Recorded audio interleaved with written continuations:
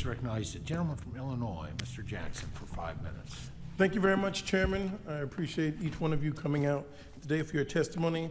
I'd like to first start with Mr. Abbott. You noted in your testimony that the MAHA Commission's report, quote, undermines trust in the regulatory process by citing unverifiable sources, omitting key stakeholders' voices, including farmers.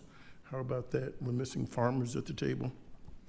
Food producers and scientists, and making sweeping claims not grounded in the science or structure of the current systems, close quote. I agree, and I'm concerned that MAHA's stated goals diverge strongly from that what was reported in this document. Moving forward, what would you like to see from the Commission to believe that they are actually engaging in honest scientific process?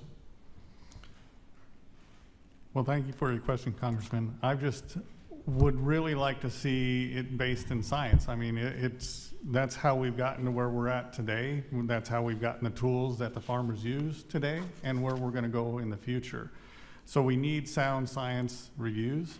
And then I can't speak for the MAHA Commission and what they've been doing, but what I can say is we all want safe, healthy food for not only our children, but our own families and everybody, right? So it's all about food security and food safety.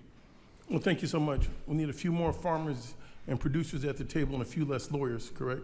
Absolutely. Thank you so much. Mr. Cameron, in your testimony, you mentioned EPA being understaffed. I share this concern and a worry that EPA will not be able to approve the novel products or get through their backlog of registrations review, as we see increasing resistance to existing pesticides and a shift in consumer sentiment towards a reduction in pesticides. How critical is it that you get access to new products?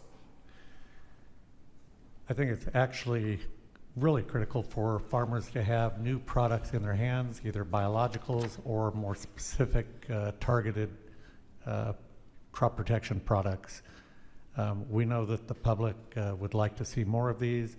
There's a hesitancy in traditional pesticides being used on crops.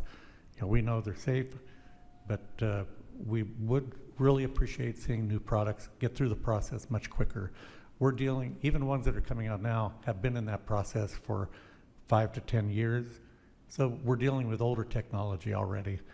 We know that technology is moving fast with AI. New products are coming quicker, but they're getting backlogged at EPA and they're not getting into the farmers' hands. We'd love to see that changed. Thank you. I agree with you as well. We need to make sure that more scientists, not fewer, that we can keep and preserve this great benefit we have on being a nation that can feed the world.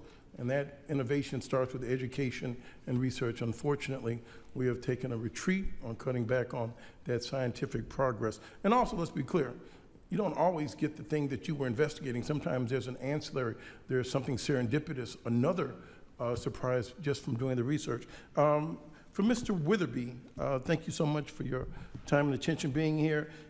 You've seen an increase in resistance to pesticides over the years with limited new chemical development. How do technologies such as arginines improve our ability to fight pests and limit chemicals in the environment? And I must say, as the nation, as we speak today in 2025, and we're experiencing a heat dome, and we've seen flash floods, and we've seen these new weather patterns where some parts of the nation are experiencing drought, others are experiencing torrent rainfall, and now we're under this heat, that this just doesn't start with the pesticides. There are heat-resistant grains that have to be produced because our climate is altering. Will you please speak to that? Yeah, I still think it's the science that's going to lead us there, and part of it is part of these solutions. You know, as the climate changes, as the pests change, how they migrate, how they move, we're going to need these tools available. It's not going to be one silver bullet that ever solves it. It's going to be the science that leads us there. It's going to be multiple products. It's going to be putting it into the hands of the users to best find out how to do that.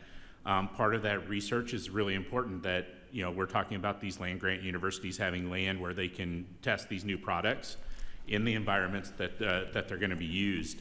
Part of that investment's got to be on crops. Part of early development, you have to do crop destruct. No grower, no farmer is really going to want to test something new if they have to destroy their crop and not take profit from it. So we need the land-grant universities to be able to do some of that testing. They're also trusted by the growers and the farmers. It's very important. Well, I thank each and every you. Dr. Ward, I look forward to working with you in the future. I yield back my time. Thank you, Chairman Thompson.